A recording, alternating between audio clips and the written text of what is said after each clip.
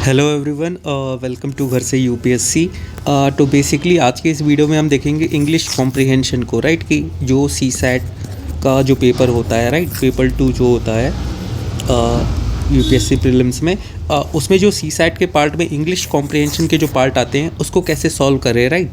और आने वाली जो यूपीएससी 2024 का जो प्रीलिम्स है उसके सी सैट का जो इंग्लिश कॉम्प्रिहेंशन पार्ट है उसको हम किस तरीके से कवर करें कि हमारा जो कॉम्प्रिहेंशन पार्ट है उसके हम 80 to 90% के क्वेश्चंस को हम करेक्टली उसको सही कर सकें। ओके, तो उस पर आज हम बात करेंगे पूरी। बेसिक स्टडी मटेरियल क्या रहेगा, तो सिर्फ पीवाईक्यू रहेगा इंग्लिश कॉम्प्रिहेंशन पार्ट के लिए कि अगर आप 10 से 15 साल के इंग्लिश कॉम्प्रिहेंशन पार्ट को सॉल्व कर लेते हो, राइट, मिनिमम 10 ईयर्स के, तो इंग्लिश कॉम्प्रिहेंशन पार्ट में आपको इतना हो जाएगा कि आप एटलीस्ट 80 to 90% मार्क्स उसमें स्कोर कर सको, ठीक है। और थोड़ा सी सैट का पेपर के बारे में डिस्कशन कर लेते हैं। देखो, सी सैट के पेपर में टोटल 80 क्वेश्चंस आते हैं, ठीक है। और 80 क्वेश्चंस जो होते हैं, वैसे तो GS 1 के पेपर में तो वैसे 100 क्वेश्चंस आते हैं, बट सी सैट के पेपर में 80 क्वेश्चंस ही आते हैं। क्वालिफाइंग इन नेचर होता है, राइट। क्वालिफाइंग इन नेचर होता है मतलब आपको इसमें सिर्फ 33% मार्क्स चाहिए होते हैं, तो टोटल आपको 67 मार्क्स चाहिए होते हैं आउट ऑफ 100, ठीक है, ताकि आप इसको बस क्वालिफाई कर लो, ठीक है। तो 80 क्वेश्चंस होते हैं। 80 क्वेश्चंस में से जनरली आप देखोगे ना, लगभग 26 to 28 क्वेश्चन जो होते हैं वो इंग्लिश कॉम्प्रिहेंशन के आते हैं, ठीक है, इंग्लिश कॉम्प्रिहेंशन के। तो अगर इंग्लिश कॉम्प्रिहेंशन से अगर आप मान लो 26-28 क्वेश्चन आ रहे हैं, लेट से 26 क्वेश्चन आ रहे हैं, उसमें से अगर आप 22 to 23 क्वेश्चन भी अगर आप करेक्ट कर लेते हो तो भी आपके लगभग 50 to 55 नंबर आपके स्कोर इसमें हो जाते हैं, ठीक है।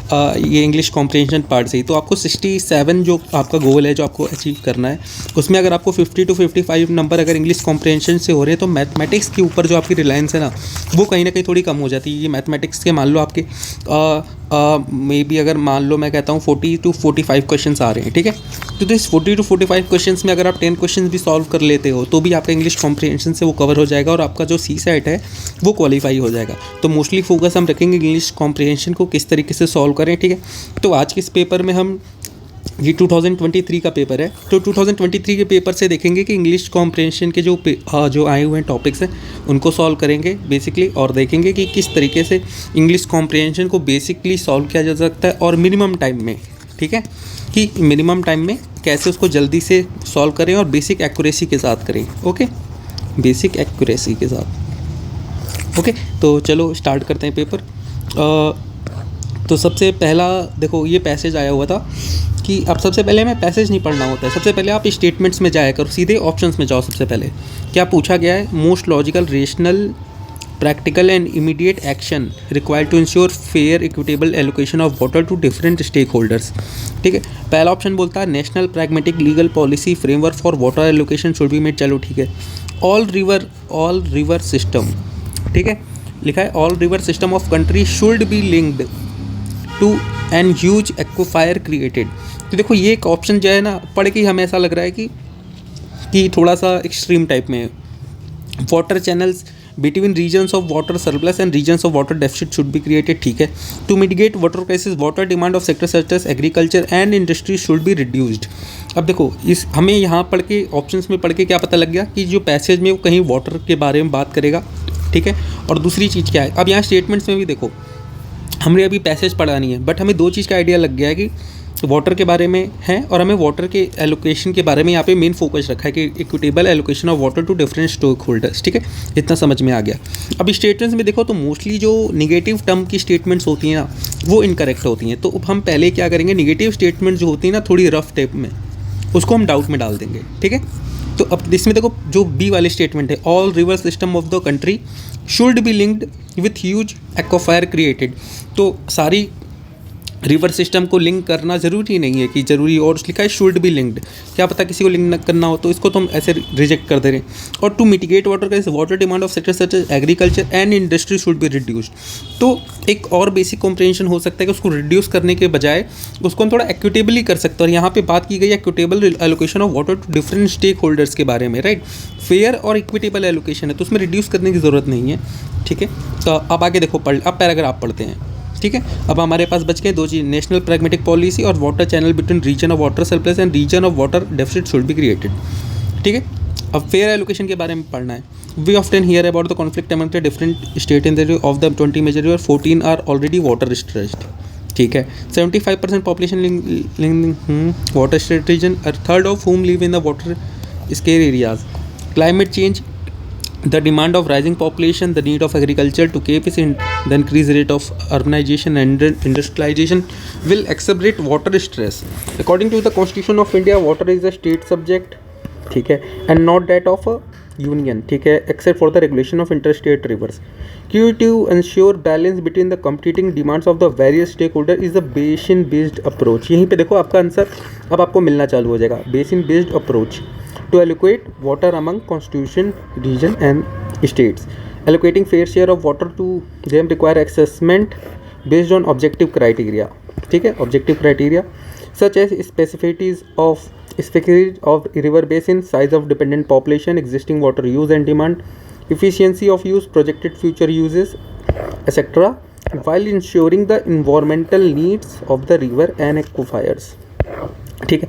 ऑप्शन क्या क्या बचे हमारे पास? A national pragmatic legal policy framework for water allocation should be made, और दूसरा water channels between regions and water surplus, between regions of water surplus and region of water deficit should be created. ठीक है. और यहाँ पे क्या बोला गया है कि अब बेसिन बेस्ड अप्रोच होनी चाहिए. ठीक है. तो national policy as a pragmatic की बात की गई नहीं है, तो यहाँ पे हमारा सीधे सीधे आंसर क्या हो गया? Option C. तो देख रहे सीधे आपका आंसर आ गया शुरुआत में एलिमिनेट करके.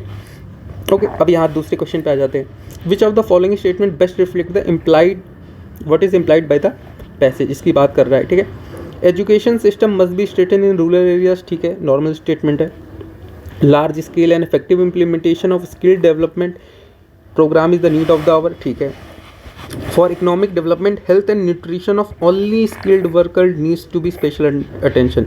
ओनली वाले नॉट और ऐसे नेगेटिव स्टेटमेंट को थोड़ा डाउट में डाल के पहले ही कट कर दिया करो, अगर बाद में जाके क्वेश्चन पढ़ के लगे तो ठीक है. For rapid economic growth as envisaged by attention should be paid to the health and nutrition of the people. चलो ठीक है, ये चार चीज़ें हमें पता लग गई. ठीक है. अब इसमें देखो ये भी हमें पता लगा कि न्यूट्रिशन से बेस कहीं ना कहीं इस पैसेज में हमें बात करनी है. ठीक है. और एक मैसेज देखना है क्या है. More than half of the Indian women and almost a quarter of Indian men are working age suffer from anemia.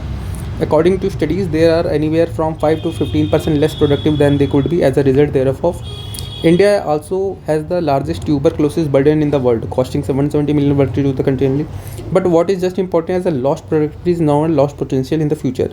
It is becoming clear that the many measures of the cognitive ability malnourished Indian children perform 2 or 3 times worse than their adequately nourished peers. For an economy that will be more dependent on a highly skilled workers, this poses a significant challenge, and it is a one that really should address given the Indian demographic outlook. तो education system must be in the rural areas. Education की कहीं बात ही नहीं गई है, nutrition की बात की गई है, राइट, मेलनूरिश्ड चिल्ड्रन की बात की गई है. ओके. तो हेल्थ की बात की गई है, दो चीज़ों पे, इकनॉमी की बात की गई है और नरिशमेंट की बात की गई है. ठीक है. अब देखो यहाँ लिखा है large scale and effective implementation of skill development program. Skill development की तो बात ही नहीं की गई है. उन्होंने बस बोला है कि foreign economy debt will be more dependent on highly skilled, there is this poses a significant challenge. क्या चैलेंज? Malnourished Indian children. ठीक है. ये भी हमने कट ही कर दिया था. फिर आ जा for rapid economic growth as invest by us attention should be paid to the health and nutrition of the people. ये देखो ये आपका करेक्ट आंसर हो गया. तो सिंपली ऑप्शन से जाना है, ऑप्शन को पढ़ना है, फिर ऊपर के पैराग्राफ में जाना है. ठीक है. अब यहाँ देखो सिंपली आपका सीधे आंसर आ गया, बिना मतलब उतना 3-4 बार पैराग्राफ पढ़े. आपका टाइम भी बच जाएगा इससे, और आपकी जो एफिशिएंसी है वो भी इंक्रीज़ करेगी. फिर अगले पैराग्राफ पे आ जाते हैं. फिर से उसी तरीके से जाएंगे सीधे ऑप्शन में. विच of the following is the most logical and rational message conveyed by the author. ठीक है. Logical rational message. Adaptation to climate change and mitigation response are basically the responsibilities of the government. सिर्फ government की responsibility है. ये थोड़ा doubt वाला लग रहा है मुझे क्वेश्चन. ठीक है. Climate change cause a changes in the government policies regarding land use in the pattern of the country. चलो ठीक है. Risk perception of the farmers are important for motivating them and for taking adaptation decision. ठीक है. Since mitigation is not possible, government should come up with the policies for a quick response to climate change. Mitigation क्यों नहीं possible? ये तो वैसे ही एक negative statement लग रही है, तो इसको भी आप काटो सीधे. अब आपके पास बच गई 2 statement. Climate change cause a change in the government policies regarding land use pattern in the country. Risk perception of farmer are important for motivating them and taking adaptive decisions. ठीक है। तो अब हमें थोड़ा सा ये पैराग्राफ में भी पता लग गया क्या पूछा जा रहा है और क्या करना है, हमें क्या ढूंढना है। ठीक है। In India majority of farmers है small marginal less educated possess low adaptive capabilities to climate change, perhaps because of the credit and other constraints. So one cannot accept autonomous adaptation to climate change. ठीक है।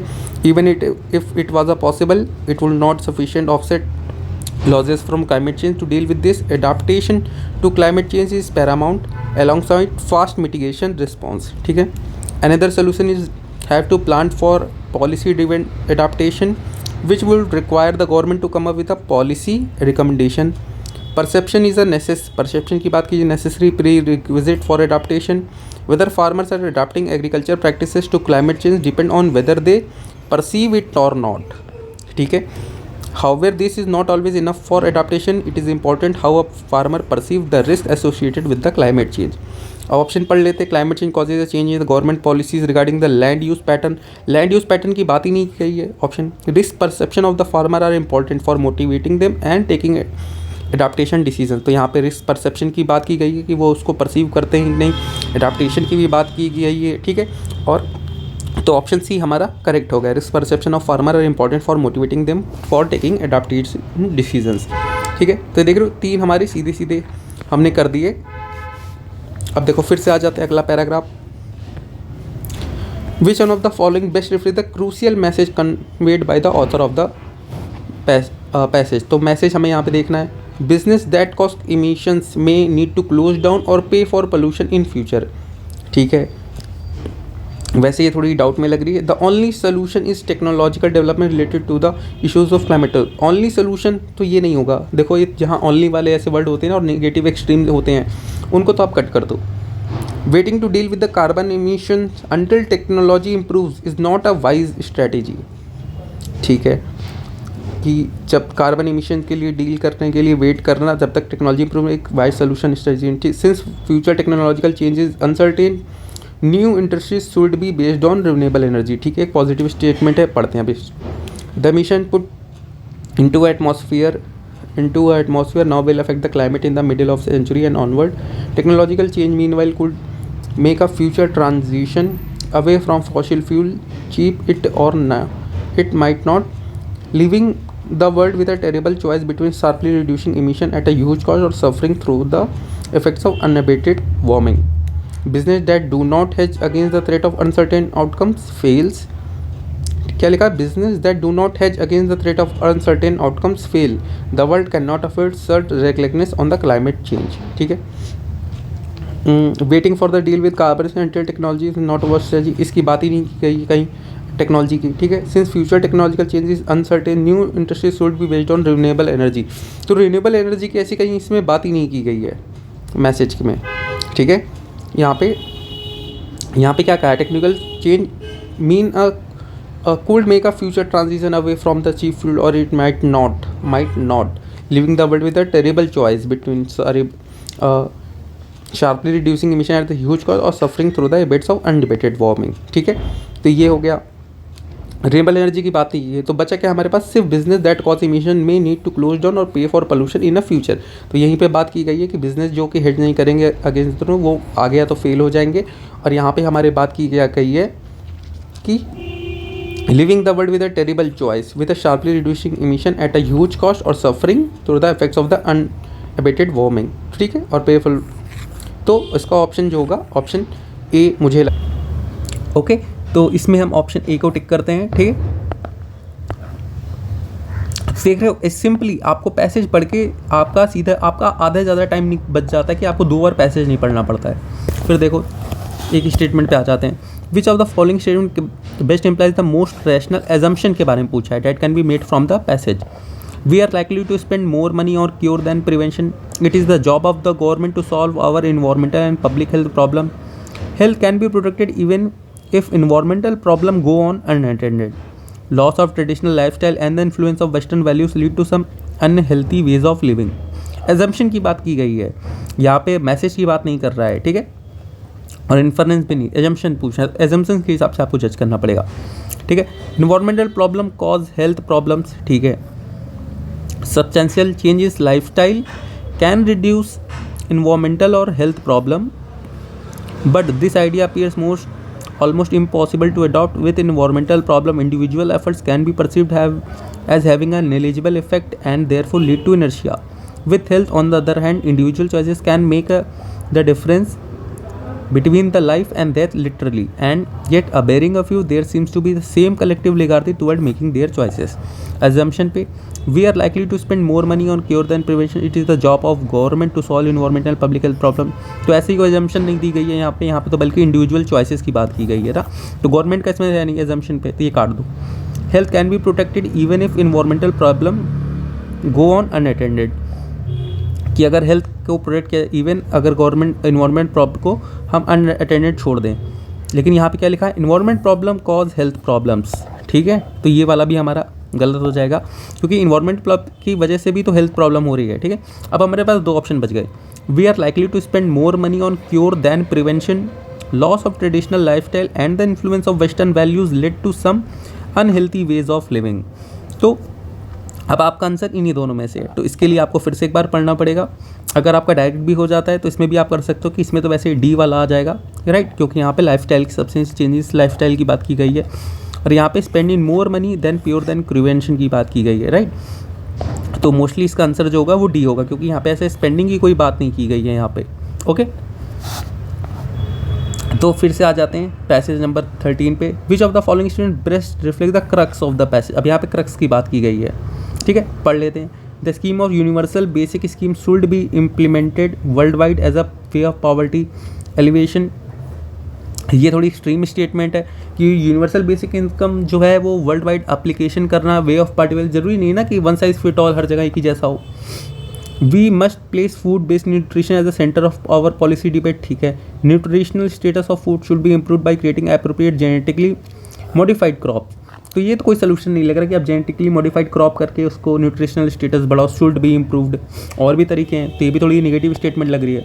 Using modern food processing technology we must fortify food items with required nutrient elements. Modern food processing technologies की बात कर रहा है, fortify करने की food items की, ये दोनों लगभग सेम ही. ये भी मुझे थोड़ा गलत लग रहा है लेकिन इसको पढ़ लेते हैं. ऐसे तो आंसर फिर हमारा डायरेक्ट आ जाएगा बी पे. ठीक है, बाकी अब इसको पढ़ लेते एक बार. Many people are not eating the right food.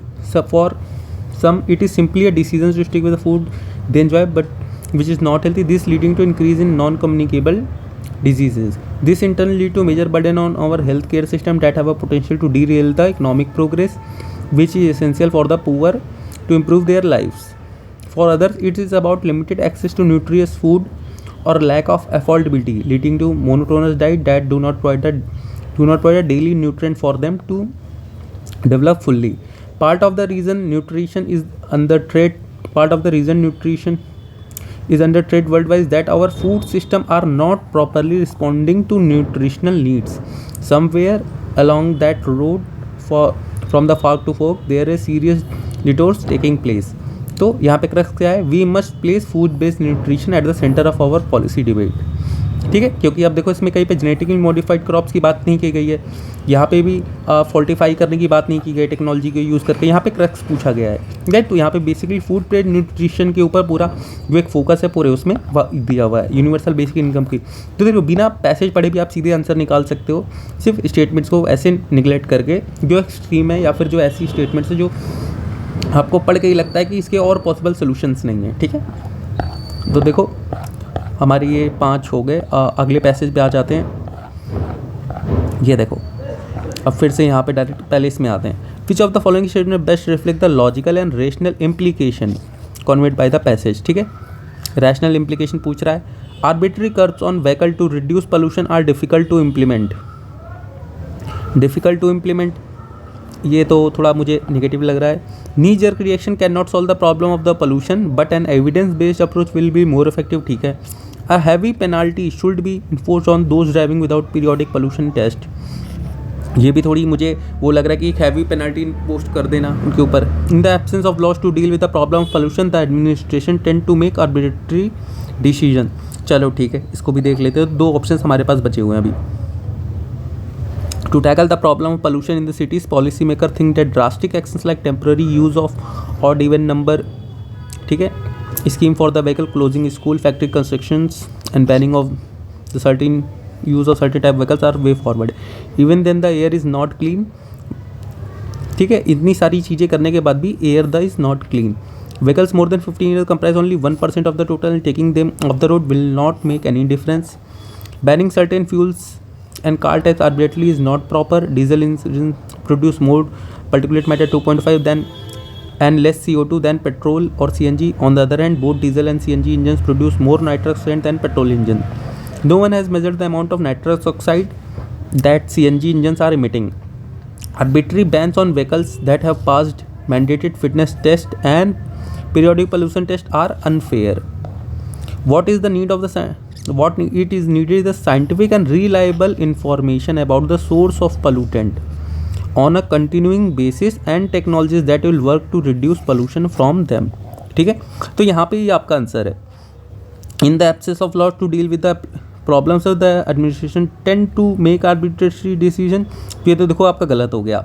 ठीक है, अब यहाँ पे भी क्या है, नी generation can not solve the problem pollution but an evidence based approach. Evidence approach यहाँ से किससे रिलाई कर रही है, ये साइंटिफिक एंड रिलायबल इन्फॉर्मेशन से. ठीक है, evidence based approach will be more effective. तो आपका जो यहाँ पे सही कौन सा है, बी वाला स्टेटमेंट. ठीक है, तो देख रहे हो सिंपली पहले पैसेज पढ़ के एक बार ही पैसेज पढ़ा, उससे आंसर भी आ जा रहा है और निगलेक्ट करके.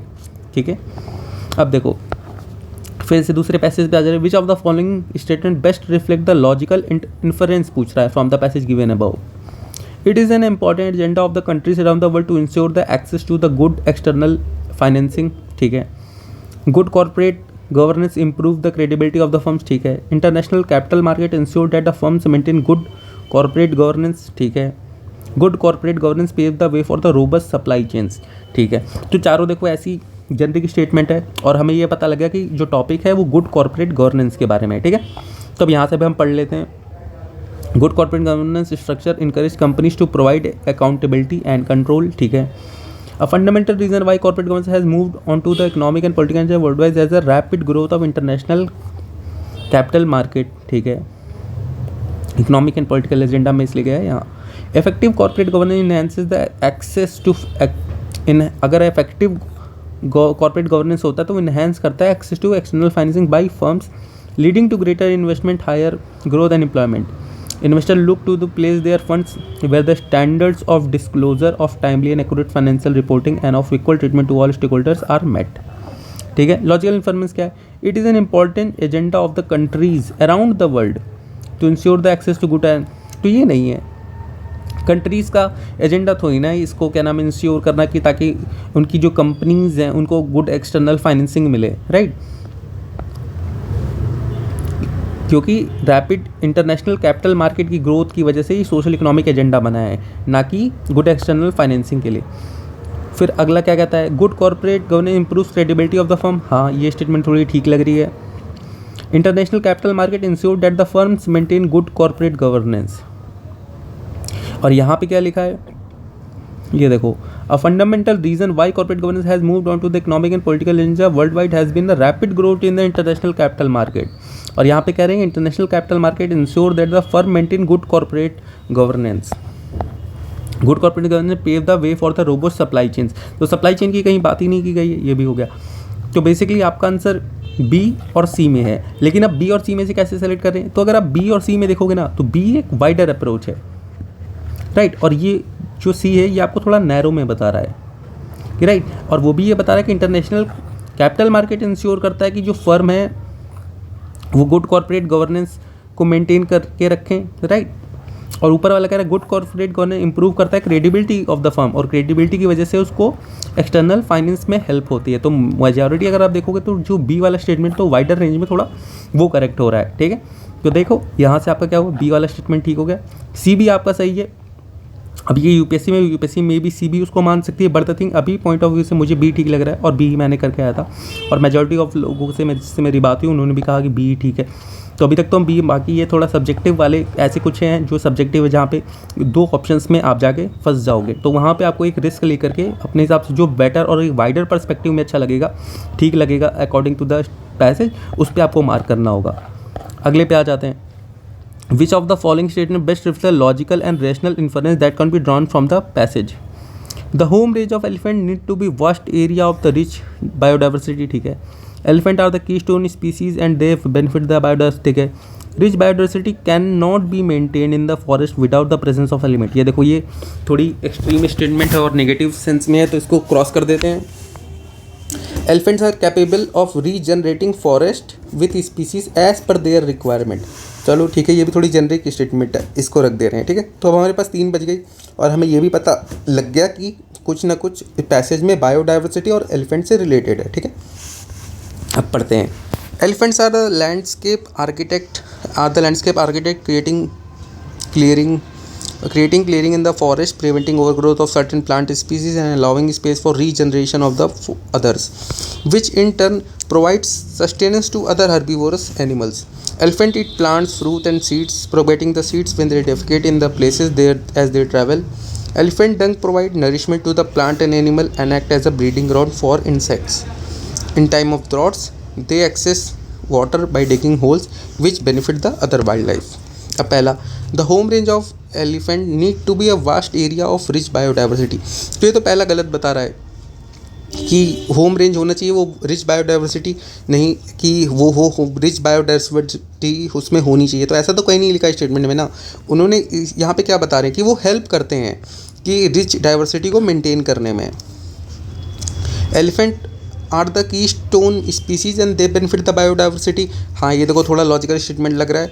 और लास्ट पढ़ लेते हैं, elephant of the capable of regenerating forest with species as per their requirement. तो ऐसा नहीं है कि उनकी जो रिक्वायरमेंट है उसी स्पीसीज़ को वो कर रहे हैं, बाकी स्पीसीज़ भी कर रहे हैं। और ये देखो यहाँ पे क्या लगेगा, elephants are the keystone species, they benefit the biodiversity. अगर आपको की स्टोन स्पीसीज़ का मतलब पता है तो यहाँ पे आपका सिंपली ये एक वाइडर टर्म हो जाएगी, राइट, एक वाइडर ऑप्शन है। और ये देखो, ये आपका एक नैरो सेंस में आ रहा है। दोनों ही कहीं ना कहीं एक दूसरे के कॉम्प्लीमेंट में है, राइट, कि ये भी ठीक है, लेकिन ये जो है थोड़ा एक नैरो सेंस में ऑप्शन डी, और जो ऑप्शन बी है एक वाइडर सेंस में। तो यहाँ पे हम ऑप्शन बी को सही मानेंगे। ठीक है, अब नेक्स्ट पे आ जाते हैं। ये देखो पैसेज पढ़ते हैं। एजम्पशन के बारे में बात कर रहा है। Collecting, processing and segregation municipal should be with the government agencies. ठीक है, तो ये भी मुझे पहला थोड़ा एक्सट्रीम स्टेटमेंट लग रहा है। बाकी एजम्पशन है, एजम्पशन पे आप एक्सट्रीम पे नहीं जा सकते थोड़ा, तो वैसे तो गलत मानता हूँ मैं। और resource recovery and recycling require technological input that can be best handled by the private sector enterprise. चलो पढ़ लेते हैं। In India the segregation of municipal waste as source is rare. Recycling is mostly with the informal sector. ठीक, और यहाँ पे बात कह रहे हैं कि रिसाइकलिंग जो है वो प्राइवेट सेक्टर के हाथ में है। More than the 3/4 of the municipal budget goes into collection and transportation, which leaves very little for the procuring, resource recovery and disposal. Where does waste to energy fit all in this? Ideally, it fits in the chain after segregation between wet waste and the rest, collection, recycling before getting in the landfill. Which technology is the most appropriate in the converting waste to energy depends on what is in the waste. Biodegradable versus non-biodegradable component and its calorific value. The biodegradable component of India's municipal solid waste is little over 50% and biomethane offers a major solution for processing this. चलो ठीक है, अब यहाँ पे ऐसा government agencies का sole responsibility नहीं है सेग्रीगेशन, प्रोसेसिंग, कलेक्शन की बात, ऐसा तो कहीं एजम्पशन पे नहीं बोला है। और ये तो इसमें क्या है, नाइदर वन नाइदर टू। ठीक है, क्योंकि कहीं भी एजम्पशन पे ऐसी कहीं एजम्पशन ली ही नहीं गई है कि दोनों होनी चाहिए। यहाँ पे बात क्या गई है कि जो सेग्रीगेशन है वो होता ही नहीं है इन द स्टार्टिंग में, right. The segregation municipal is at source is rare. Collection, processing and segregation of municipal should be with the government agencies, ऐसा कहीं नहीं बोला गया है। फिर आ जाते क्रक्स, क्या पूछा है यहाँ, रिफ्लेक्ट द क्रक्स होता है। Generation of energy from municipal is inexpensive. ठीक है, काट दो। Biomethanation is most ideal way of generating energy from municipal solid waste. ठीक है, segregation of municipal solid waste is first step in ensuring the success of waste to energy plants. ठीक है, हाँ, segregation जो है वो फर्स्ट स्टेप है। biodegradable component of India's municipal is not adequate to provide energy from the waste efficiently effectively. ये भी आपका गलत, not adequate, क्योंकि यहाँ पे क्या कहा गया है कि more than 50% की बात कही ना, little over 50% biodegradable component। ठीक है, तो यहाँ पे आपका क्या आ गया, biomethanation is the most ideal way of generating energy from municipal solid waste और segregation of municipal solid waste is the first step in ensuring the success of waste to energy plant.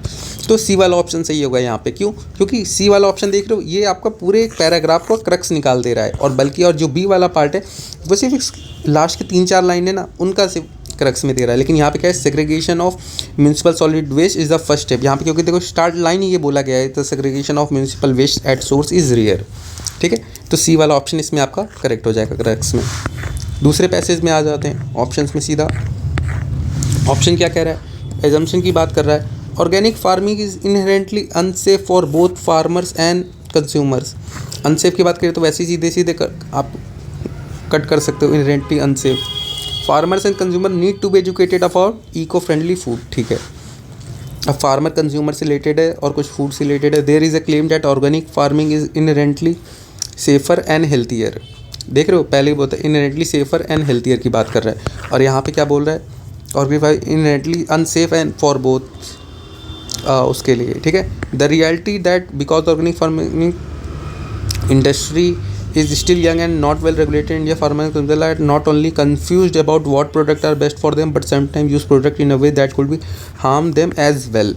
ठीक है, for example, since organic farmers fertilizer are difficult to obtain on a large scale in India, farmer often use farmyard manure which may contain toxic chemicals and heavy। यहाँ पे कुछ word लिखे हुए हैं जैसे मे, ठीक है,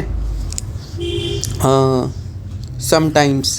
ठीक है, ये सारे वर्ड पे ध्यान देना। वो जो स्टेटमेंट है वहाँ पे देखो एक्सट्रीम है कि इनहेरेंटली अनसेफ। अगर यहाँ पे समटाइम्स लिखा होता ना, इनहेरेंटली मे अनसेफ या फिर समटाइम्स बिकम अनसेफ फॉर, तो फिर ये अजम्पशन करेक्ट हो जाती।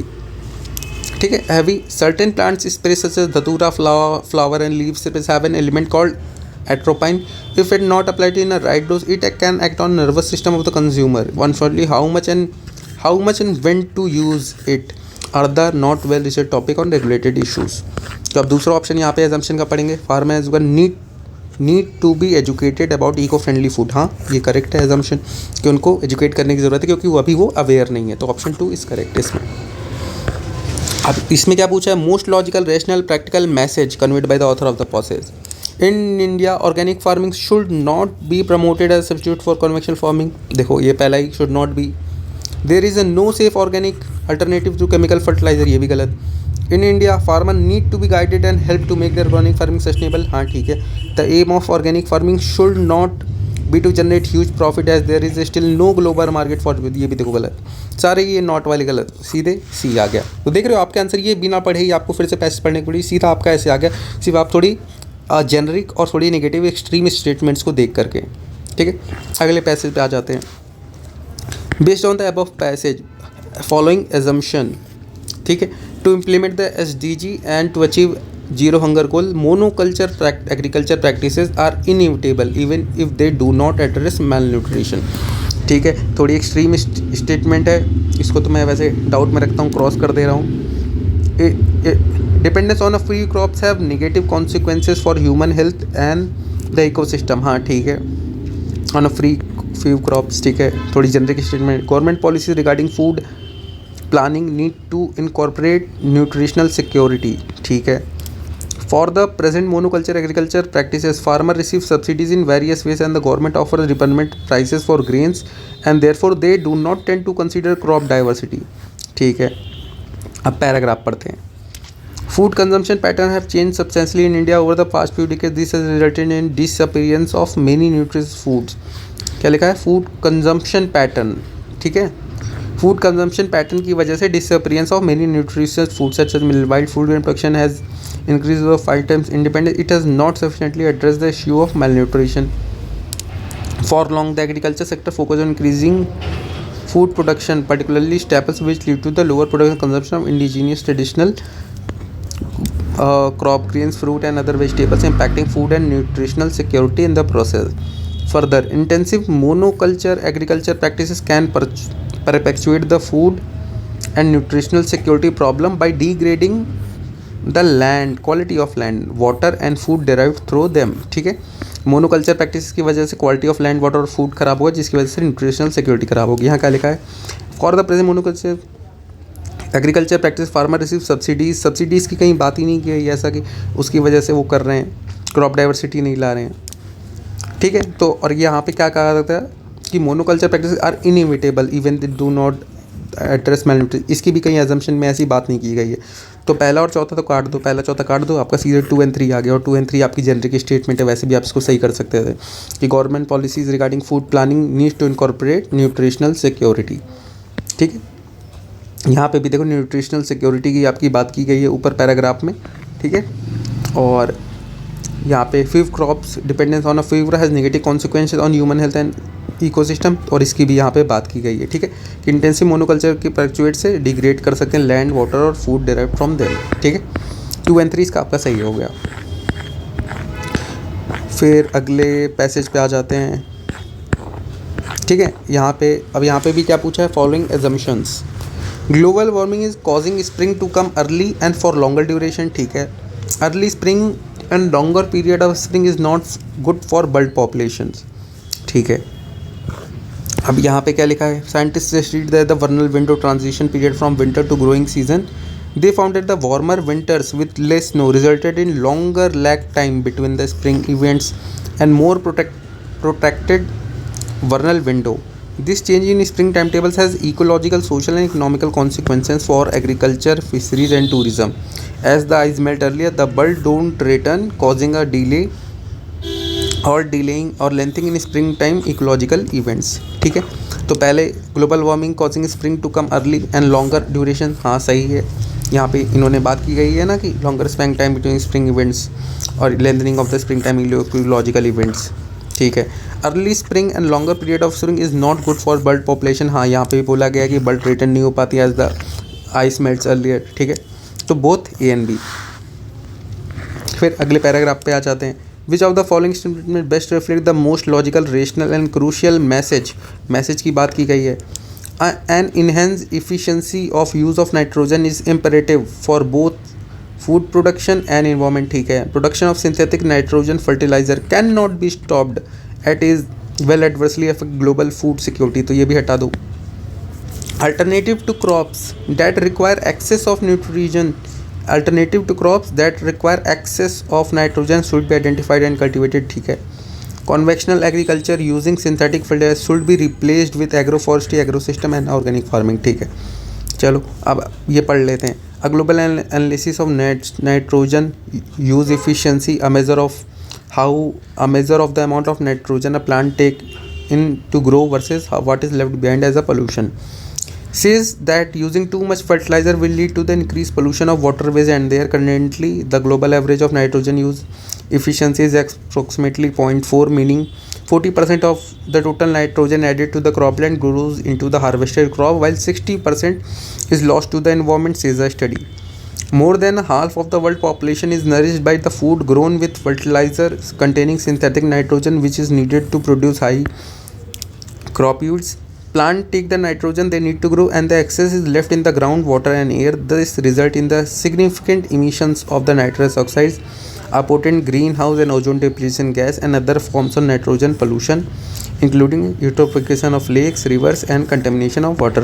ठीक है, अब मैसेज की बात की गई है। Enhance efficiency of nitrogen is imperative for both food production and environment, हाँ ये स्टेटमेंट ज़्यादा करेक्ट लग रही है। Alternative to crop that require excess nitrogen and should be identified and cultivated, ये भी आपकी सही है स्टेटमेंट। बट द थिंग, ये पूरे पैसेज के मेरे क्या नाम है, पूरे पैसेज के एक मैसेज को क्रक्स को यहाँ पे शो नहीं कर रहा है, तो ये इसको क्रॉप कर देंगे, क्योंकि ये आपका जो लाइन है ना, alternative to crops require excess nitrogen should be identified and cultivated, तो ये यहाँ तक की लाइन के लिए सिर्फ ठीक है।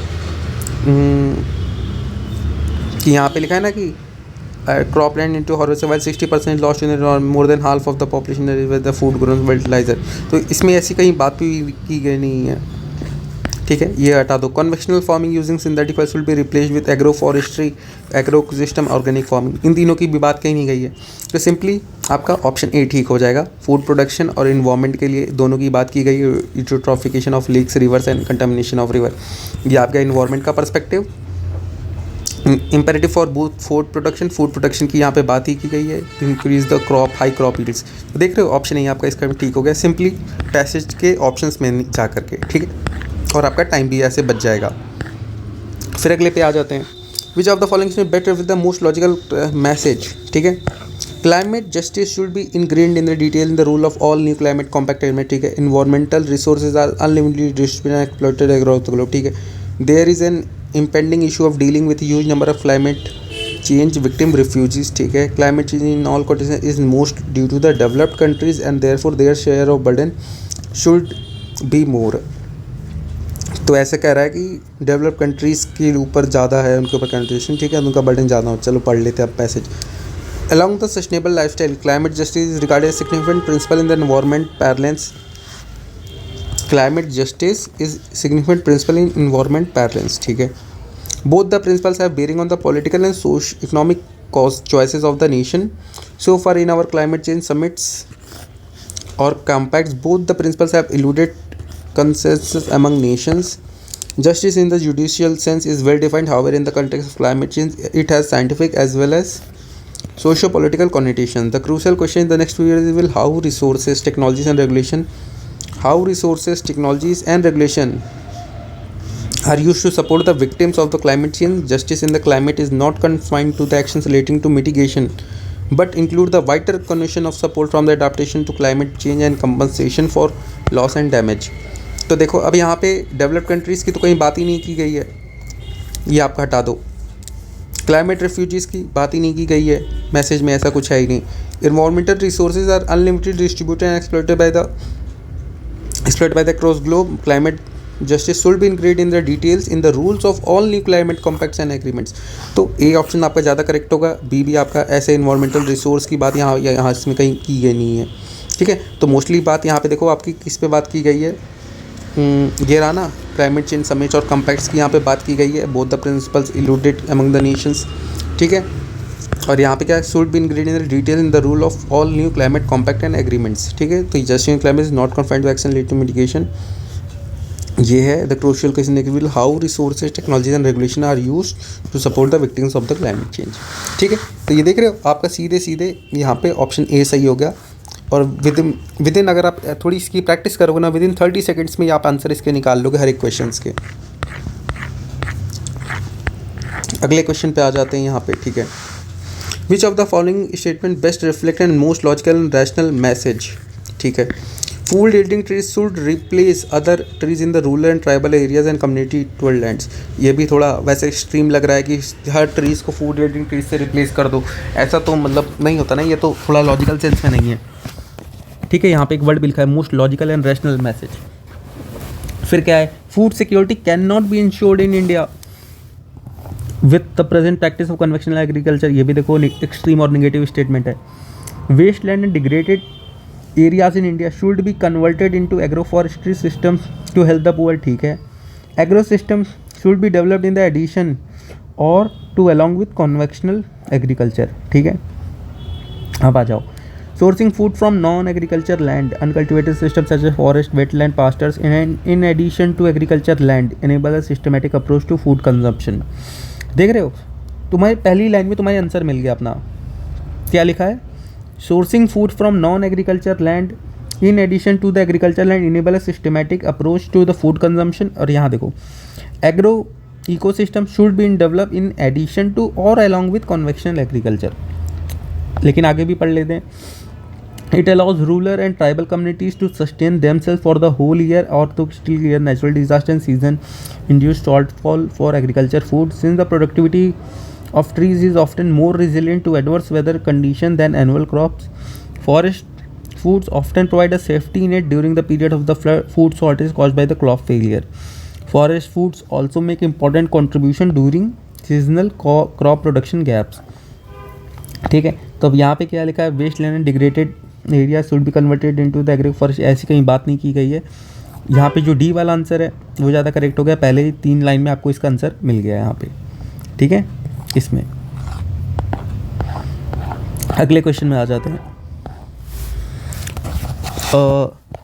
यहाँ पे क्या पूछा है, यहाँ पे logical and practical message. It is necessary to put proper effluent treatment protocols in place, ठीक है। It is necessary to promote environmental awareness among people, ठीक है। Spread of drug resistant bacteria can not be done away with as it is inherent in modern medical care. तो ये तो वैसे हो गया कि एक्सट्रीम स्टेटमेंट है, can not be done away with. Pharma manufacturing companies should set up in a remote rural areas away from crowded town and cities। ये तो आप क्या कर रहे हो, ये आप बस उसको कहीं और शिफ्ट कर रहे हो, लेकिन उसकी जो मेन प्रॉब्लम है पोल्यूशन की, उसको तो आप थोड़ी ना हटा रहे हो, राइट। और हमें ये भी पता लगा कि ड्रग रेजिस्टेंट कुछ फार्मेसी रिलेटेड अब इसमें है, ठीक है। तो अब ये देखो दो हमारे कट गया, हमारे पास दो बचे हैं, ठीक है। और दोनों स्टेटमेंट भी सेम जैसे, it is necessary to put, it is necessary to promote, ठीक। अब आ जाते हैं, while awareness on use, misuse and abuse of antibiotics is common level as the impact of the dosing poultry with antibiotics, the environmental impact of the antibiotic manufacturing companies not treating their waste has rarely been discussed at any length or seriousness thus far. Pollution from antibiotic factories is fueling the rise of drug resistant infections. The occurrence of drug resistant bacteria surrounding the pharma manufacturing is well known. तो क्या बोला, it is necessary to put proper effluent treatment protocols in place, it is necessary to promote environmental awareness among the people. तो environmental awareness की तो बात की नहीं गई है इसमें मोस्टली, कहीं पे इसमें मोस्टली बात की गई है प्रॉपर एफिलेंट ट्रीटमेंट प्रोटोकॉल्स की। क्यों? क्योंकि यहाँ पे क्या कह रहे हैं, पोल्यूशन फ्रॉम एंटीबायोटिक फैक्ट्रीज, ठीक है। और यहाँ पे क्या बोला गया है, the impact of use dosing poultry, environmental impact of antibiotic companies treating their waste, ठीक है। तो ये वेस्ट की बात की गई, तो ये सारी चीज़ें किससे रिलेटेड है, प्रॉपर एफिलेंट ट्रीटमेंट प्रोटोकॉल्स, ठीक है। तो ऑप्शन ए आपका इसमें ठीक हो गया। फिर से अगले पे आ जाते हैं, क्रक्स की बात कर रहे हैं, deflect the crux. To become a global power India needs to invest in a universal quality education. In India is unable to become a global power because it is not focusing और promoting knowledge economy. ये भी आपका देखो गलत हो गया कि India focus नहीं कर रहा है नॉलेज इकोनॉमी या प्रमोट नहीं कर रहा, ये तो एक्सट्रीम स्टेटमेंट्स और निगेटिव सेंस में है। Our education system should focus more on imparting skills during higher education, ठीक है। Parents of many school children are illiterate and are unaware of the benefit of quality education. ये तो वैसे ही negative statement हो गई कि भाई भले ही पेरेंट कितना भी इलिटरेट हो, लेकिन उनको एक बच्चे की क्वालिटी एजुकेशन के बारे में वो हमेशा अवेयर होते हैं, ठीक है। तो यहाँ पे लॉजिकल तो ऐसा कुछ है नहीं। अब यहाँ पे आ जाओ, benefit of the good quality education, quality school education accrue only when the student complete and leave school for after having acquired the gateway skills, ठीक है। Learning one learns to walk before running, similarly one picks up advance skills only after picking the basic foundational skills. The advent of knowledge economy poses new challenges and one of the consequences of having an uneducated workforce will be our inability to keep pace with the global economy. Without the strong learning foundation at the primary level, there can be no improvement in higher education or skill development. ठीक है, अब दो हमने cross कर दी, यहाँ क्या बचा है, our education system should focus on imparting skill during higher education. और यहाँ पे क्या लिखा है, without a strong learning foundation at the primary level there can be no improvement in higher. तो ये हमारा गलत हो गया, क्योंकि यहाँ पे प्राइमरी एजुकेशन की बात कही है, स्किल्स की ठीक है। हमारी मेन फोकस प्राइमरी लेवल पे होना चाहिए, स्ट्रॉन्ग लर्निंग फाउंडेशन पे, ठीक। तो ये गलत हो गया। और तो फिर आ गया, to become global power India needs invest in universal quality education. तो ये एक वाइडर, देखो ये कितना एक वाइडर स्टेटमेंट है कि यूनिवर्सल क्वालिटी एजुकेशन होनी चाहिए, ठीक है। तो उसी में आपका सारी चीज़ आ जाएंगी जितनी इसमें यहाँ पे बताई गई हैं, फाउंडेशनल इसकी बेसिक फाउंडेशनल स्किल्स की, ठीक है। तो ये देखो आपका सीधे से ऑप्शंस पढ़ के जाओगे, ऑप्शंस के थ्रू जाओगे तो आपका टाइम बच जाएगा। पहली चीज़, आपके 2-3 ऑप्शंस आप वैसे एलिमिनेट कर दोगे पढ़ के निगेटिव और स्ट्रीम्स को, तो आपके जो 2-3 ऑप्शंस बचेंगे तो आपको सिर्फ उसी में से पढ़ना होगा, तो आपका टाइम कम बचेगा और ईजिली आपकी एक्यूरेसी इससे बढ़ेगी। फिर अगले क्वेश्चन पे आ जाते हैं, ये रहा अगला क्वेश्चन, ठीक। यहाँ पे क्या बोला गया, most logical message implied by the above passage, modern technology in feeble society structure make life difficult, ठीक है। Modern life is full of uncertainties and endless difficult choices, ठीक है। We are influenced by the opinions of others and have no courage to follow our own convictions. ये तो काफ़ी वैसी लग रही है एक्सट्रीम की, हमारी कोई no courage to follow our own conviction. In our life having too few choices may be a good thing but having too many can be equally as difficult. तो ये थोड़ी जनरिक स्टेटमेंट है, ठीक है। अब पढ़ लेते हैं। The paradox of choice is illustrated by the story of Buridan as the John Buridan, द 14th century philosopher, wrote about the free will and the inability to choose due to numerous choices and uncertainties. In the story, a donkey stands between the two equally appealing stacks of hay, unable to decide which to eat. It starves to death. Changes in technology and innovations, such as smartphone, tablet, only exacerbate our glut of choices. Constant connectivity and overconsumption of real-time data and social media can leave a little room for self-reflection and rest, making decision more difficult. Life is about choices. Many people are overwhelmed with attractive life choices, yet they find themselves unhappy and anxious. यहाँ पे क्या बोला, modern technology ineffable societal structure and makes life difficult. तो ये एक सिर्फ statement है, ये पूरे क्रक्स को नहीं शो कर रही मैसेज. ठीक है, modern life is full of uncertainties and endless life choices, ये भी गलत बात है. ऐसा कोई मैसेज नहीं दिया इन्होंने इसमें. ठीक है, और लास्ट वाला क्या है, in our life having too few choices may be a good thing but having too many can be equally as difficult. तो ये ज़्यादा एक उसकी बात कर रही है, क्योंकि ये देखो मॉडर्न टेक्नोलॉजी और मॉडर्न लाइफ की बात कर रही है, लेकिन ये क्या है, ये पूरी लाइफ इन आवर लाइफ्स की बात कर रहा है. ठीक है, वो चाहे मॉडर्न हो चाहे प्रीवियस हो. और यहाँ पे भी पहली स्टेटमेंट पढ़ोगे, ये जो थे numerous choices and certainties, 14th century की ये बात की जा रही है. ठीक है, और पैराडॉक्स ऑफ चॉइस की बात कर रही जा रही है. ठीक है, तो अट्रैक्टिव लाइफ चॉइसेस या मॉडर्न लाइफ या फिर मॉडर्न टेक्नोलॉजी से रिलेटेड नहीं है. ठीक है, तो ऑप्शन डी आपका देखो मोस्टली करेक्ट आंसर हो गया इसमें. फिर आ जाते हैं अगले पे. ये क्या है, best reflect the solution that are implied by the message. Solution की बात कर रहा है. ठीक है, तो पढ़ लेते हैं क्या क्या है. Flexible environment is needed to develop flexible environment. ठीक है, household need customise solution. ठीक है, innovation in financial technology are required. ठीक है, अब क्या है, household finance in India is unique. We have tendency to invest heavily in the physical assets such as gold and property. Step to encourage financialization of savings are critical. A populace accustomed to traditional process will not simply jump into financialization. Hurdle to change the include onerous bureaucracy, asceticism or organized financial institution, a lack of basic information about which the myriad services and providers is best for each family. ठीक है, and how and even one can make the transition between them if necessary. तो best solution की बात करें, which of the regarding the financialisation of household saving, which of the following statement best reflect the solution that are implied by the message. A flexible environment is needed to develop solutions. हाँ, flexible environment की यहाँ पे बात की गई है. ठीक है, क्या बोला गया है, golden step to encourage financial kit का hurdles to change include onerous bureaucracy, skepticism or online a lack of basic information about which the marriage services provided each family. ठीक है, and how one can make the transition between them if necessary. तो flexible environment की बात की गई है. household need customized solution, हाँ इसकी बात की गई है, best for each family. innovations in financial technology are required. जो फाइनेंशियल टेक्नोलॉजी के बारे में इसमें देखो कहीं ऑप्शंस में बात नहीं की गई है कि फाइनेंशियल टेक्नोलॉजी के इनोवेशंस के लिए, तो ऑप्शन सी तो मुझे नहीं लगा, डी इसमें नहीं है. ठीक है, तो ऑप्शन ए इसमें आपका हो गया 1 and 2 ओनली.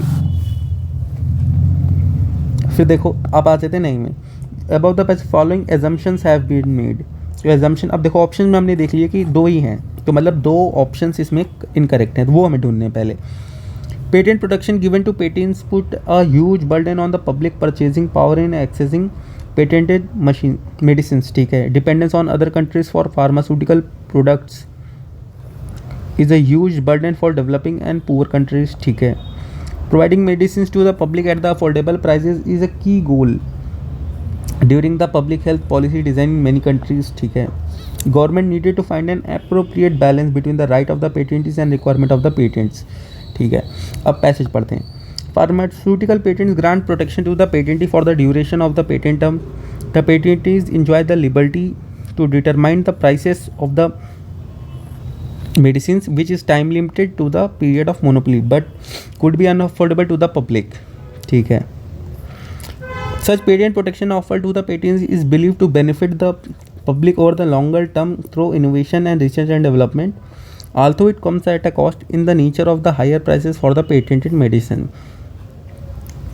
ठीक, The patent regime and the price protection through a legally validated high price for the medicine during the currency of the patent provide the patentee with a legitimate mechanism to get return on the cost incurred in the innovation and research.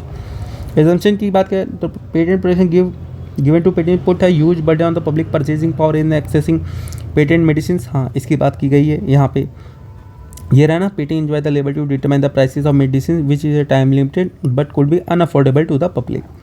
तो पहले statement सही हो गया हमारा, पहला इन्हीं दोनों में, तो दूसरा और चौथा हमें देख लेना है। Dependence on other countries for pharmaceutical product is a huge burden for developing and poor countries. ऐसी पुअर और डेवलपिंग कंट्रीज़ के बारे में ऐसा कहीं बात नहीं की गई, यहाँ पे रिलेशनशिप क्या, पेटेंटी और पब्लिक के बारे में बात की गई है। तो दूसरा स्टेटमेंट तो गलत है, तो सीधे 1 और 4 पे आप आ सकते हो। और चौथा स्टेटमेंट पढ़ लो, government need to find an appropriate balance between the right of the patent and requirement of the patient. तो ये भी सही है चौथा, तो आपका आंसर सीधे 1 और 4 आ गया। बाकी तीसरा पढ़ लो, providing medicine to the public at the affordable prices is a key goal during the public health policy design in many countries. तो ऐसी कंट्रीज़ की तो बात ही नहीं की गई ना ग्लोबल लेवल पे कहीं पे, यहाँ पे तो सिर्फ पेटेंट और पेटेंटीज़ की बात की गई है। तो जो आपका ऑप्शन 4 है और जो आपका ऑप्शन 1 है, यही दोनों इससे सिर्फ एजम्पशन से थोड़ा मैच कर रहा है, ठीक है। तो ये आपका आंसर आ गया सीधे।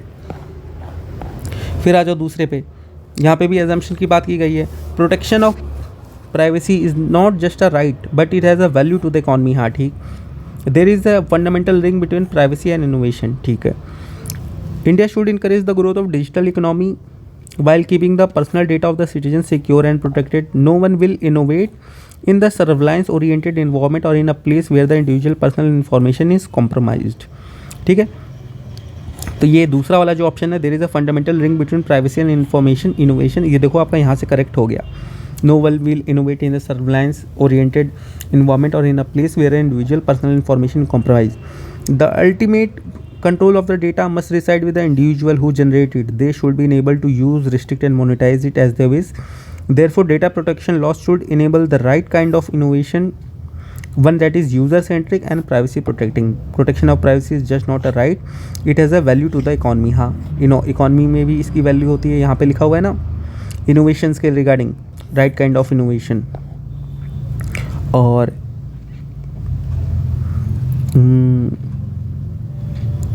कहाँ आ गया प्लेस इनोवेशन, ये रहा ना, no will be innovate in surveillance ensuring the growth of digital economy, ये रहा ना। तो पहला ये रहा ना कि आपका पहला स्टेटमेंट भी सही होगा, तो इसमें बोथ 1 और 2 हो जाएगा, ठीक है। फिर अगले क्वेश्चन पे आ जाते हैं।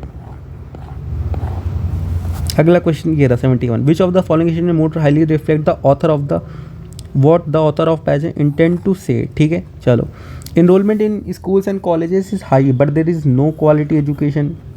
तो ऐसा तो बात नहीं है कि there is no quality education, तो ये थोड़ा एक्सट्रीम स्टेटमेंट हो गया। Unemployment must be seen as the function of rising education and aspiration of young Indians, ठीक है। There is no labour intensive industries to accommodate the huge number of unemployed people, ये भी गलत हो गया कि नो लेबर, फ्यू होता है, there are few labour intensive industries, तो चलो एक बार मान लेते कि हाँ ठीक है, लेकिन नो लेबर इंटेंसिव ये तो काफ़ी एक्सट्रीम और नेगेटिव सेंस में हो गई ना।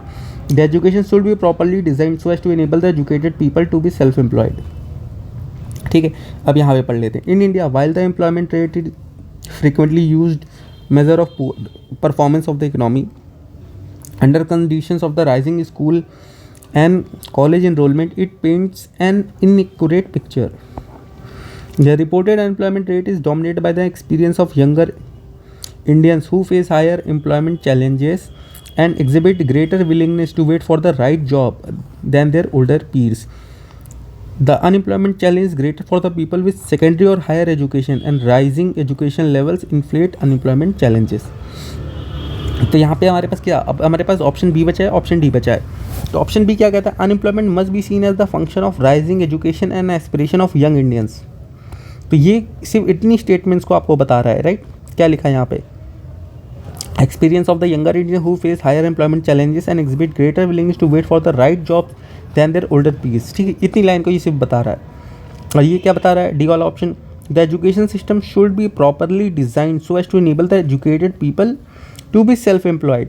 तो ये आपका ज़्यादा एक इंटेंट टू से, यहाँ पे क्या लिखा है, what the author passage intends to say, right. People, the employment challenge greater for the people with secondary और higher education and rising education level inflate employment challenges, ठीक है।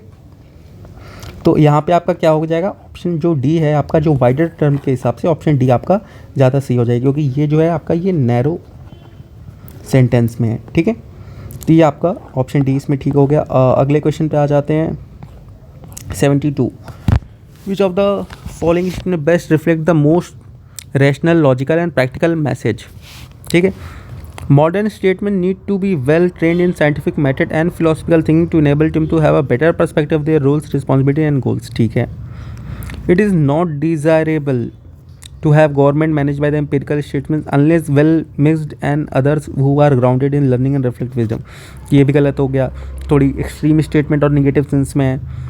At the statement bureaucrats are the product of the society, is it desirable to have a system of education in a society that focus on training its citizens in a scientific method and philosophical thinking from a very early age, ठीक है। It is desirable that all scientists need to be philosopher as well to make their work goal oriented and thus purposeful and useful for to the society, ठीक है। अब यहाँ पे बात passage पढ़ते हैं। Society by itself is not enough. There must be force and discipline outside the sciences to coordinate them and point to a goal. It is not possible to run a course all right when the goal itself has not been rightly placed. What science needs is philosophy, ठीक है। The analysis of scientific method and the coordination of scientific purpose and results. Without this, any science must be superficial. Government suffers precisely like science for the lack of philosophy. Philosophy bears to science the same relationship which the statements bears to the politics. Movement guided by the total knowledge and perspective, as against aimless and individual seeking. Just as the pursuit of knowledge becomes scholasticism when diverged from the actual needs of the man and life, so the pursuits of politics become a destructive bedlam when diverged from the science and philosophy. तो ऐसा scientist के बारे में तो कहीं बात नहीं की, साइंटिस्ट मस्ट बी फिलोसोफर ऐसा, ठीक है। अब हमारे पास क्या बच गया, ए और सी, ठीक। All the statements below are product of the society. It is desirable to have a system of education in the society that focus on training its citizen in the scientific method and philosophical thinking from a very early age. तो ऐसा system of education की कहीं तो बात की नहीं गई है इसमें पैसेज में, राइट। कोई मैसेज की ऐसी बात है नहीं कि वेरी अर्ली एज से बच्चों को तैयार करना, कि उनको फिलोसफिकल और साइंटिफिक मेथड की टीचिंग और ट्रेनिंग देना। पहला पढ़ते हैं, modern statements need to be well trained in scientific methods, ठीक है, and philosophical thinking to enable them to have a better perspective of their roles, responsibilities and goals. तो ये आपका देख रहे हो एक वाइडर टर्म में है, एक जेनरिक स्टेटमेंट है और एक पॉजिटिव नोट पे एंडेड है, ठीक है, देख रहे हो। तो ये ऑप्शन आपका एक बेटर बाकी सबसे, ठीक है। तो आपका आंसर ए वाला हो गया इसमें। और कुछ तो नहीं बचा, हाँ। तो आपके ये पूरे कंप्लीट हो गए। तो इस वीडियो में देखो मैंने आपके साथ इसमें पूरा आपका जो सी सेट कॉम्प्रिहेंशन का पार्ट था, ये मैंने 2023 का जो पेपर था, ठीक है, उसको मैंने डिस्कस किया है। तो यहाँ पे मोस्टली लगभग हमने 27 to 28 क्वेश्चन डिस्कस कर दिए हैं जो कि 2023 के पेपर में आए थे, ठीक है। और अगर आप प्रैक्टिस करोगे तो 26 में से आप अप्रॉक्सीमेटली तो कहीं ना कहीं 22 to 23 क्वेश्चन आराम से करेक्ट कर लोगे। पैसेज कॉम्प्रिहेंशन बहुत आसान होते हैं। 2023 में ऐसे बहुत सारे लोग रह गए हैं जिनका सी सेट रुक गया है, राइट। तो आप इस कॉम्प्रिहेंशन पे पार्ट पे फोकस करो और 10 to 15 टॉपिक ऐसे उठा लेना मैथमेटिक्स पार्ट से जो आपके कवर हो जाए, राइट। जैसे आपका स्पीड टाइम डिस्टेंस का हो गया, प्रॉफिट एंड लॉस हो गया, ये सारे आसान टॉपिक हैं। तो इन सारे टॉपिक्स को अगर आप थोड़ा पढ़ लेते हो, जैसे नंबर सिस्टम हो गया, परमुटेशन नंबर सिस्टम से हर साल 7 to 8 क्वेश्चन आते हैं, परमुटेशन कॉम्बिनेशन से भी लगभग 7 to 8 क्वेश्चन आ जाते हैं। अगर ये दोनों टॉपिक अगर आप अच्छे से करके जाते हो, नंबर सिस्टम और परमुटेशन एंड कॉम्बिनेशन, ठीक है, तो इन्हीं दोनों टॉपिक से ही लगभग आप 15 क्वेश्चन कर लोगे आराम से, ओके। तो इसके लिए आप मेजॉरिटी फोकस करो और सबसे मेन फोकस आपका होना चाहिए इंग्लिश कॉम्प्रिहेंशन पे। इंग्लिश कॉम्प्रिहेंशन जैसे मैंने आप बताया है, ऐसे अगर आप करते हो तो मैं बता रहा हूँ आप 45 to 60 मिनट्स में, मतलब 1 घंटे के अंदर अंदर आप पूरे 26 to 27 क्वेश्चन आराम से अटेम्प्ट कर लोगे और फिर आपके पास पूरा 1 घंटा बच जाएगा आपके मैथमेटिक्स पोर्शन के लिए, ठीक है। तो अगर आप उसमें मान लो 50 मिनट्स भी OMR के लिए बचाते हो तो भी आपके 45 मिनट्स आपके पास मैथ्स के लिए बचेंगे, जिसमें आप आराम से 10 to 15 क्वेश्चन को अटेम्प्ट कर सकते हो, और जो इससे आपका CSAT जो है वो आराम से क्लियर हो जाएगा। ओके, तो CSAT कॉम्प्रिहेंशन भी मैंने आपके लिए इसमें कवर कर दिया है। ओके, बाकी जो लोग मेंटरशिप प्रोग्राम में हैं उनको CSAT और पेपर 1 और पेपर 2 दोनों की प्रैक्टिस कराई जा रही है, वो लोग इसमें भी घर पे प्रैक्टिस करें। बाकी जो लोग इंक्लूड होना चाहते हैं वो लोग टेलीग्राम पे मैसेज कर देना पेपर 2 के लिए। ओके, तो उसकी भी आपको इसमें प्रैक्टिस करा दी जाएगी। बाकी कोई और आपका डाउट होगा, कोई और क्वेरी होगी तो आप मुझे कमेंट में मैसेज कर देना। बाकी टेलीग्राम लिंक में मैं डाल दूँगा, उसमें आप डाल सकते हो, और मेंटरशिप क्वेरी फॉर्म भी मैं उसमें लिंक डाल दूँगा। उसमें भी अगर आपको मेंटरशिप कोर्स में ज्वाइन होना है या फिर आपको उसमें उसके रिगार्डिंग आपको कोई क्वेरी है तो उस फॉर्म में आप अपनी क्वेरी पुट अप कर सकते हो। ओके, आपको हमारी टीम की साइड से बैक कॉल आ जाएगा जहाँ पे आप अपनी क्वेरी डिस्कस कर सकते हो।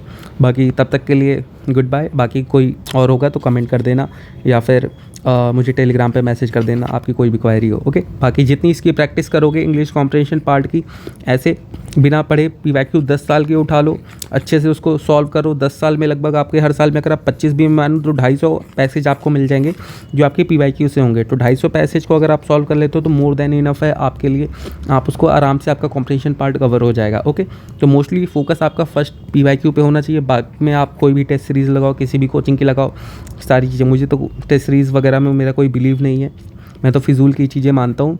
कोई भी चीज़ अगर सबसे ज़्यादा इंपॉर्टेंट है तो वो है PYQ से सारी फोकस आपका होना चाहिए। ठीक है, चलो बाय, गुड नाइट।